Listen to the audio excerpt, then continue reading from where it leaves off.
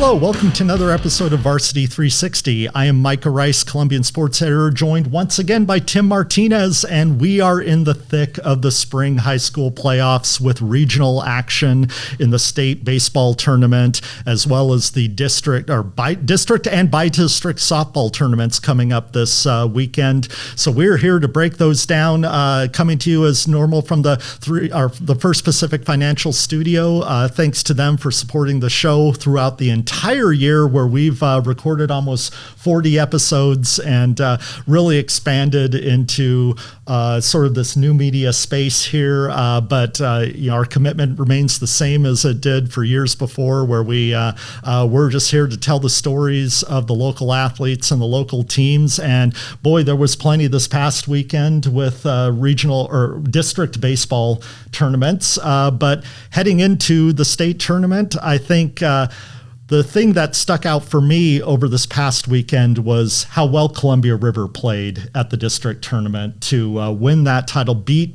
two-time defending champion Tumwater, beat WF West handily in the district championship game, and now will host potentially two games on Saturday as the number 2 seed at Propstra. You were out there, you saw Columbia River win their district title. What struck you about how well they're playing right now? Well, they're pitching really well, and they've got a good depth. They went with Harrison Hovarth on Saturday, and it was kind of a different setup with what Ridgefield did. Ridgefield had Rocco Wright. He pitched a shutout in the first round on Tuesday, brought him back on 3 days rest, and Nick Allen, the Ridgefield coach, says he usually doesn't like doing that with his kids. He's going to protect them, but then he had a conversation with Rocco, I think after the Wednesday game, and Rocco said, I feel good, and I guess he doesn't have plans to play baseball organized beyond high school, and so it's like, okay, well, go on out there, and but River didn't have to do that because they got some depth. They got Noah Cokes, they got Zach Zybal, so they brought in Harrison Hovarth, and he came out and really kind of gave up 2 early runs in the first inning, but after that, kind of settled in and played well, and then the Rapids, they just kind of worked as a team to kind of connect together some rallies. They got some breaks from WF West, some a drop third strike that a hustle play turned into an extra out there, and then I think it was the same batter who avoided a tag and a rundown between third base and home.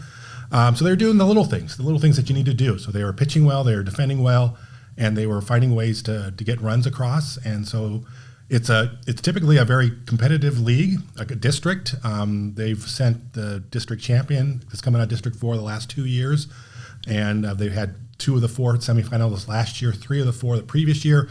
So I think Columbia River feels good with how they've been playing, coming back from their trip to California. I was talking to Stephen Donahue about where they thought they might get slotted into the. He goes, I think we'll be okay, but you'll never know. You see, we were talking a little bit about RPI, and it's funny because I was talking to Nick Allen when they won their winter to state game, and Nick is actually on the committee to select the seedings, and he was talking about RPI. It was like, well, Sela and Othello over in Central Washington, they're playing today, and one of those teams is going to lose and be out, and they're like 2 and 3 in RPI. And River's RPI was not that great. It was like around 11 or 12, and that's because of those California games. Sure. And they played 3 games in California. They lost to California games. And the way RPI works is that those out-of-state games, they count towards your winning percentage, but each one of those teams, so what you do is it's your winning percentage, your opponent's winning percentage, and then their opponent's winning percentage. And because the state doesn't have access to out-of-state records and results, they set a default as 500 and 500. So it's like those teams they played in California who are really good, who maybe went 23-2 for the season, their winning percentage is 500. Mm-hmm. So not only did they lose, but they're losing to a team that doesn't look really good in the mathematical. So that kind of lowered Columbia River's RPI, and Stephen Donahue was like, they don't really pay attention to it. So whereas Nick Allen was like talking about RPI, and he was on the committee, and Stephen's saying, no, they don't really pay attention to it. And so it's an interesting mixed bag. But it turned out that, they didn't really consider that too much, and they put them in a top 4 spot, which means they get to play close to home. Yeah, and so for those of you looking to see some good baseball this Saturday, Columbia River will open up play at Propstra Stadium against number 15 seed White River at 11 a.m. Then the winner of that game, they wait around and see who survives the game that follows between number 7 WF West and number 10 Port Angeles. Columbia River, obviously, they hope they take care of business in that 11 a.m. and come back for a 5 o'clock game against potentially a team that they just beat in the district championship game. Is that just the luck of the seeding that WF West got put in the same pod as a same team from their district? Yeah, I think the seeding committee is trying to, they put them at number 7, or they put him in that spot so they could move him to 6 or 8 or whatever. And I think they're trying to find a spot where they're playing a little bit closer to home, as opposed to maybe if they were to 8 seed, they might have had gone to Eastern Washington or something like that. So that's kind of, it's kind of a rematch of a game they just played last Saturday. So I think that's probably the one thing when you look at the bracket, if you're a River fan, you kind of go, don't want to play a really good team, same time in a week, because, things can happen. But other than that, I think they also know that they can beat this team, and they did it once. So, well, if I could add a little bit of a story, I have 2 daughters at Columbia River High School. So again, no conflict of interest, because we hope all the teams from this area succeed. But my wife and I volunteered on a recent Friday morning for Teacher Appreciation Day, where we gave coffee, drinks, and smoothies to deliver them to the classrooms. And I just happened to run into Stephen Donahue, and we were sort of making small talk. And I said, hey, if you beat Tumwater, history has shown that you can beat anybody. It's kind of like, but there's a lot of work left to be done. But I think that's the win of that district tournament that really stands out for me. Not only did Columbia River beat Tumwater in going extra innings in the semifinals, a Tumwater team that has won the last 2 state championships, including a 1-0 win over Columbia River 2 years ago. But the fact that they kind of gave up a lead late and had to kind of dust themselves off and rally and be, I think that shows, number one, a little bit of the depth of the pitching that this River team is able to draw on when they need to go deep into games against a really good team, but also that maturity and that leadership that they have with some of those upperclassmen that, to me, that I think is a great game to kind of catapult you into this stage of the season. And right, that's what Stephen Donahue said about the trip to California, is that we got like 14 seniors and they wanted to take a trip, to help build team unity, but also to, celebrate these seniors in their last year. And so that was a great bonding experience for them. And I think it's helped them kind of be able to battle back against some, in the game against Tumwater. And it's really given them confidence as they come through. I think they've won like 16 to 17 games or something like that as they move on to state. So it's always baseball, so you never really know, misplayed ball in the field, or, one hung pitch or something could swing things. But things are going really well for Columbia River right now. So we can't move on from 2A baseball without mentioning Ridgefield, who gets the number 12 seed. They will travel to Anacortes to play the number 5 seed Sela. And then the winner of that game could very possibly play the number 4 seed Anacortes, provided they beat the number 13 seed Steilacoom in the first game there. But Ridgefield, they've already faced a situation where their backs were against the wall, but they came through beating Mark Morris in a loser out game on Saturday, 6-0. Again, you mentioned Rocco Wright, and I know throughout the course of the season on this show, we mentioned some of the hitting that they have and the consistency up and down that lineup. So I know Ridgefield is probably feeling like, even though they're a number 12 seed, that they shouldn't be counted out of having a shot of maybe making it past this regional round. Yeah, it's a situation where, again, Nick Allen was on the committee, and he said, and he was telling me, he goes, well, I think I know where we ought to be, but, we'll see how things shake out. Well, I'm guessing he wasn't able to, maybe convey his views well enough. I think District 4 kind of, because River is a 4 seed. They are 2 seed. They're 2 seed. Yeah. But then WF West is 7 and Ridgefield is 12, and I can't remember where Tumwater, I think maybe 10 or something like that. Yeah. Considering how good that district is, those kind of things kind of low, but sometimes it's an opportunity for you. I mean, if you can come through as a 12 seed and you knock off, again, Sela, which, again, was apparently ranked very high in the RPI, if you buy into that, then you put yourself in a position to kind of move on and get to the Final Four. So, again, like what Nick Allen said, is the Spudders, what they do best, even though they do have some good hitters, is they pitch and they play defense. And if you can do that, you're going to be in most games. And that's what they're hoping the recipe is to move on to the Final Four. All right. If you want to see more state baseball, you have an option at the 1A level. Seton Catholic completely bulldozed through the 1A district playoffs this past weekend. I believe in defeating 3 different opponents, they outscored them 32-3, which shows that not only is their pitching on point, and I've always said if you have 2 solid pitchers, you can do a lot of damage in the postseason, and Seton Catholic certainly has that with Jack Williams and Colton Gesser. And then the bats have come alive. You're getting, contributions up and down the lineup, whether it's our leadoff hitter, Teddy Wiskorik. I hope I pronounced that right. Wiskorik. Or, just going up and down that lineup, lots of contributions. They are at Camas High School Saturday morning as a number 3 seed facing number 14 seed Vashon Island. And if the Cougars win that, they will face either number 6 Meridian or number 11 Keona Benton.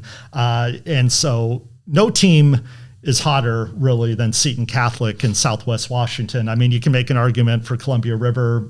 Granted, they lost a game at the end of their league season, but to outscore their district opponents 32-3, Seton Catholic baseball is feeling really confident heading into state. Yeah, I think one thing that probably Seton was hoping for is a rematch with La Center. In the championship game, and it turned out that La Center got beat by Tenino 3-1 in the semifinals, so they had to come in through the back door to winner to state to get into the state tournament. But yeah, the Cougars have been playing very well. It's really kind of when I kind of think about Seton Catholic, I remember covering them. It was like the first baseball game that played during the COVID year. When they played COVID, that was like 2021, and the team they had back then, they had 8th graders on that team. It was really young. It was a brand new program, and they were trying to build things. And I think the growth in just these 3 years since in that program has been phenomenal, and it's really kind of coming to fruition this year. And to be able to win that district title and get a number 3 seed and play close to home is something that's. There's been a lot of excitement going on in Seton Catholic this year between the football team, the boys basketball team. So a lot of good things going on with Seton Catholic. Yeah, we mentioned La Center. La Center, they are a number 7 seed, and they will face number 10 Freeman in kind of a odd trip that they have to take in that last year, La Center was so close to making it to the Class 1A Final Four, which they hold the Final Four for baseball for 1A and 2A up at Joe Martin Stadium in Bellingham. Last year, La Center losing by 1 run in the state quarterfinals. So on the doorstep of that trip to Bellingham. Well, they get to go to Bellingham this weekend, but they're not going to face any schools from Bellingham up there. In fact, the top seed in that 14 pod is the number 2 Cedar Park Christian of Bothell. And so they're in there with number 15 Chelan, number 10 Freeman, and number 7 La Center. So we were talking just before we walked over here to record about how they do. Why do they put all those teams up in the far northwest corner of the state? Maybe they want to, kind of dress rehearsal at that venue before hosting the state tournament the following weekend. But regardless, La Center gets its Bellingham trip this weekend, and they hope that they can survive that 14 pod and book a return trip the following weekend for the 1A Final Four. Wasn't that close loss last year to Cedar Park? It was. Yeah. So it's Cedar Park, it's Bellingham, all kind of bold together. And you pointed out it's kind of odd that Cedar Park Christian of Bothell, you figured it'd be in the North Seattle Bothell area. Ends up being an hour north up in Bellingham, and none of the other teams are particularly close to Bellingham. Chelan and Freeman and La Center, that's 3-4 hour drives away. So, or even more. Yeah, is there a longer road trip possibly than Freeman High School, which is south of Spokane, to Bellingham, which, is almost in Canada? So I guess it is a little bit of advantage for Cedar Park. They only have to go an hour or so to get to it. Everyone else has got to go several hours. But yeah, it's an interesting situation. I think Le Center is a team that kind of things have changed last week. Could have been here in Clark County playing. It just kind of shows what happens in those qualifying games to get into state. But Le Center this year, they really kind of stacked up their non-league schedule to play a lot of teams. They went over to Yakima and played a couple of tough teams. They've played teams from upper classifications in non-league games during the course of the year. So I think the Wildcats really wanted to. I think last year they kind of felt like they came into state. They had a long winning streak, but they hadn't really been tested. And so I think what Hunter Weiss said earlier this year, that's what he really wanted to do. So they've been kind of through this before, and that loss last week to Tenino could be just another learning in that process, and it could prepare them better heading into this weekend. Well, we know they have good pitching, and they have a lineup that when they're hot, they can swing with anybody. So it's all again, that's the beauty of baseball. You can scout it out, you can look at the matchups and everything, but you still have to put in this case, the metal on the ball. Right. And, I think a lot of the teams that whether you're talking about Columbia River or Seton Catholic or Le Center, a lot of times when you go into these regional rounds, you got to play 2 games in a day. Yeah. Whether it's 10 o'clock and then again at 4 o'clock, or you back to back from 1 and 4 o'clock. It means you got to have pitching, because you got to be able to throw different pitchers onto the different games. And so some coaches, if you have like the ace, like you have your ace pitcher, and then there's a big gap, you have to make a decision sometimes. Like, well, do you throw them in the first game, or do you hold them back in hopes that you're going to play in the second game against, in theory, a tougher opponent? But how many times have you seen a team get burned because they hold their ace and then they don't even make it past that first game? Remember back in like 2007, I think Hudson's Bay had the same thing. Greg Peavy was their ace, and they had a similar session, not at the regional round, but it was actually at the bi-district round, where they had 2 games in one day to advance, and they made the decision back then. It's like, okay, we're going to hold Greg back for the second game because we feel confident in this first matchup. And it didn't work out for the Eagles, and Greg never pitched that day. So I think most people will feel like you want to use every bullet that you got, and then you try to hang on in the second game. But so teams like River, teams like Seton, teams like they've got those multiple pitchers. You need to have that 1-2 punch. So you can come at it either way. You can come out like, well, we can throw this guy first and this guy second, or vice versa. So it's a luxury to have, especially at the smaller schools, because a lot of smaller schools, they don't have that pitching depth. So it's an advantage to teams like the Center and Seton Catholic. Well, we look at now the 4A and the 3A, and these we have teams that are heading out of the area for the first round of the state tournament and the quarterfinals if they advance. And let's start with the 4A and number 7 Camas, which reached the regional semifinal, or not the regional, the bi-district semifinals last weekend, but then lost in the semifinals and lost in the third, fourth place game. That bi-district tournament is always tough. I mean, you have Puyallup, you have some of those other teams that are consistently ranked in the top 5. So obviously it really is a dress rehearsal for the kind of talent you're going to be facing at state. So Camas heads up to Puyallup as a number 7 seed. They will face number 10 Moses Lake in the first round. And then the winner, you could get number 2 Puyallup, provided that the Vikings beat number 15 Newport. So to make it to the Final Four in Tri-Cities, it's going to be a tough road for anybody from there. I think Camas fans will probably look at the draw, the way it came out, and they see that they're in the same pod with Puyallup, which is a team I think that Camas lost in the semifinals at bi-district. I think it was like 7-0 or something like that. So you kind of look at that and you go, oh, we got to see Puyallup again. But Camas knows from last year, because they went up to Eastlake in a similar situation, and they had to play, I think it was Kamiakin in the first game of the Saturday, and they had been losing to that, and so they were out. So I think if they get a chance to get Puyallup again, I think that's something they would relish, because they know how hard even getting through that first game on the regional round is, and I'm sure Moses Lake has a good team, and it'll be a good game. So, I think just winning that first game and getting a chance to to get a shot to the semifinals. Well, Camas has played its best this year, kind of when its back was against the wall. You look at, even going back to the start of league play, they dropped their first 2 games in league play against a battleground team that I think a lot of people thought was kind of the favorite to win the league. They come back and take the 3rd game of that series. You say, well, how important is that? Well, it turned out to be really important because it sort of, got the momentum going in the right direction, so that when you got to the end of league play and Camas again was in a situation where they needed a few breaks and they needed to win all their games to have a shot at the league title, they did that and end up sweeping Skyview. And so when Camas has absolutely needed a win, they've been able to do that. And so I think that's going to be the real test, is now you're not talking about, well, we need this to be league champions or to get a top seed. We need this to keep our season alive. So I think that's going to be the really interesting element of that test. Yeah, and then so you also talk about Battleground. It was the team that kind of lost out of that top spot. Well, that meant that they had to go into by district into that loser out bracket, which is you got to win like 2 loser out games to get a chance to play a game to advance to state. And so that's what Battleground did. They beat Graham Caphausen at Heritage last Tuesday, and then they went up north and played Decatur and won that. And then they played the winner to state game on Saturday, and they won that. So they've won 3 games in a row since that league ending. Actually, there was a couple of non-league, 3 games in there. But they go into they've won 3 by-district games in a tough by-district. Now they're going up to Eastlake in a regional, and I don't remember who they play in the first game.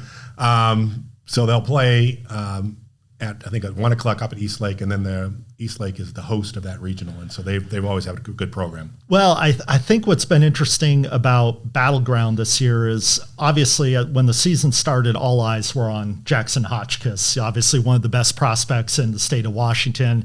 The reason that when you would go to one of their Greater St. Helens League games, there'd be a half dozen Major League scouts. But what's really struck me about Battleground is the emergence of some of the other players, especially sophomore James Gill, who not only with his bat, but with his pitching, there's no way that Battleground reaches state without James Gill. And I think that's been recognized not only by casual observers, but also by the people who really follow baseball in the area, and was the reason that James Gill, just a sophomore, was the unanimous 4A Greater St. Helens League MVP this year. Yeah, so I think it's the double contribution of on the mound and at the plate. And I think it was on display last Tuesday when I was out at Heritage. They won a game 3-2 over Graham Caphausen. And so James pitches the complete game, limits Graham Caphausen to 2 runs, I think only one of which was earned. And then he had an RBI single that tied the game like in the 3rd inning. And then in the 6th inning, when they were down 2-1, in the bottom of 6, he left the bottom of 6 with a solo home run. They got him tied, and then the Tigers then rallied to put a second run on to get it 3-2, and then he just set the side down in the 7th. So, a big part of the reason why the Tigers are still playing here, and I think it's going to be a big part of the success that they hope to have coming up this weekend. All right, we move to the 3A, where kind of an interesting weekend this past weekend in the by-districts for Kelso, in that they entered that tournament kind of one of the favorites. They had been ranked 1 or 2 in RPI, had lost only the 1 game against Evergreen kind of heading into the tournament. But then they kind of had a little bit of a rough Saturday and losing in the semifinals, and then losing a 1-run game, I believe, to Silas in the 3rd place game. So Kelso, entering the weekend, you thought they would be kind of a candidate to host, a pod for the state tournament. They end up having to go on the road up to Mount Vernon as a number 6 seed. They will play number 11 Mount Spokane, and then the winner of that will possibly face number 3 Mount Vernon. Kind of a case where I think Kelso is looking to kind of dust themselves off a little bit after a tough Saturday. Again, like you said, I mean, I think a couple weeks back, Kelso was kind of thought of maybe to be the top team in the state, or one of the top teams in the state. They had a tough day on Saturday, and then so now they got to kind of go on the road and sort of restart and reset and say that, hey, we still feel like we're a top team in the state. let's go out and show it against Mount Spokane, and then hopefully later on with the second game too. Well, baseball isn't the only diamond sport that's going to have a lot of action this weekend. Softball is going to head into its regional tournaments where local teams hope to punch their ticket to state. And I think for me, one of the most interesting tournaments is going to be the bi-district tournament up at the 4A level in Kent. And that's because I could see a situation where league champion Skyview, Battleground, and Union all make it to state. I think it's seven teams from that 16-team tournament advance to state in Richland the following weekend. Skyview enters as possibly one of the tournament favorites with obviously their fabulous player and pitcher, Matty Milhorn, who is committed, the junior who is committed to the University of Oregon. But, behind the Storm, you have very evenly matched Battleground and Union, which beat Battleground, I believe, in the one of the last days of the regular season to kind of throw that second place race into a mix. I believe there's a possibility if Battleground and Union, yes, in fact, if Battleground and Union both win their 10 a.m. games on Friday morning, they could play for a berth to state just 2 hours later. Yeah, it's. I think we had something similar. I was up there a couple of years ago, and then we had another similar situation. Skyview, Battleground, and Union were all playing. I think eventually Battleground and Skyview were the two teams that moved on to state that year, and eventually placed at state. That was 2 years ago. So it's a little bit different with the softball bracket for the bi-district than with other sports, like for instance in soccer or baseball, in which the bracket gets kind of, you have like the best teams in an upper bracket, and then you have the other teams in a loser-out bracket. Mm-hmm. So the teams in the loser-out brackets, they got to win multiple loser-out games just to get a chance to go to state. This is a straight-up 16-team bracket.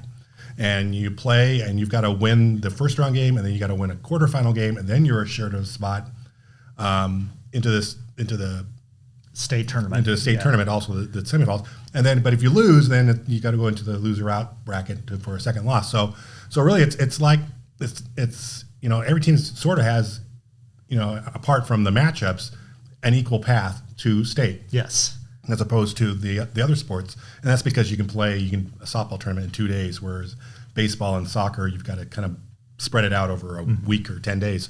So that's an advantage to the teams coming out second and third. I think that's a big advantage for the Greater St. Helens League, which normally would have had teams in second and third place playing in those loser-out games. Right. So this again. So I think they set the bracket this way so they kind of at least squeeze one of them out, at least, so that someone's got to come in through the back door to get out for the way the bracket's set up.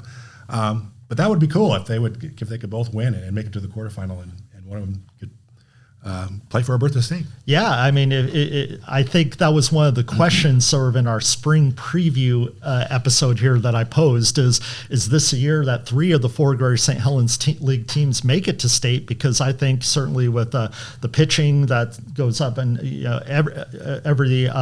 every one of those 3 teams has a pitcher that they can rely on, and then the hitting up and down those lineups I think is good enough to where they can match with any of the other teams that are kind of on their level in those leagues up around the Puget Sound area. So again, you got to show up. You got to have a great day on Friday and a great day on Saturday. But that's certainly going to be one of the things I'm looking for when I make the trip up to cover that tournament in Kent this weekend. I'm looking at the bracket. So Union's going to play Kentwood in the first round, and they have, I think her name's Sarah Wright. She has a really good pitcher up there, and I think I've seen her in previous times going up there. I think she beat Matty Milhorn in a semifinal or something early a couple of years back. So there are good teams in that tournament, and it's going to be tough. So it's going to be tough. So if Union can find a way to kind of push through that first round and get into the quarterfinals, I think that would put them in really good position. Well, and Battleground, if you just go by the seeding, they'll be actually an underdog against number 7 seed Graham Kapowson in the first round. So we like to play kind of the eternal optimists here, where we're saying, oh, wouldn't that be cool if Union and Battleground can win? But it's going to be far from assured and far from easy. But would they play in the same loser out bracket? Well, let's see. We don't have game the number 3, game number 4. They would actually. Oh yeah, they would. Yeah. So yeah, even if they both lose the first, they could be playing for their lives in the second game on Friday. So yeah, interesting scenarios. Well, that's why I love this format of the softball tournaments. Is there's so many different avenues instead of just the one linear path.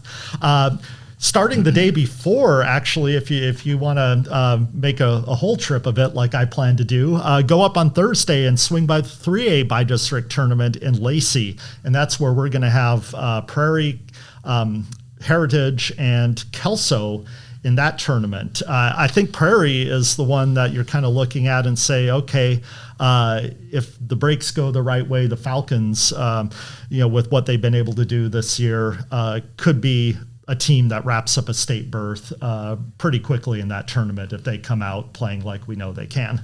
Yeah, I'm sure Prairie would like to come up that tournament and finish the business. Last year, in the same tournament, we had Prairie, Heritage, and Evergreen in the tournament. And again, Prairie came out as the number 1 seed, but the Falcons didn't advance through to state, but Heritage and Evergreen did.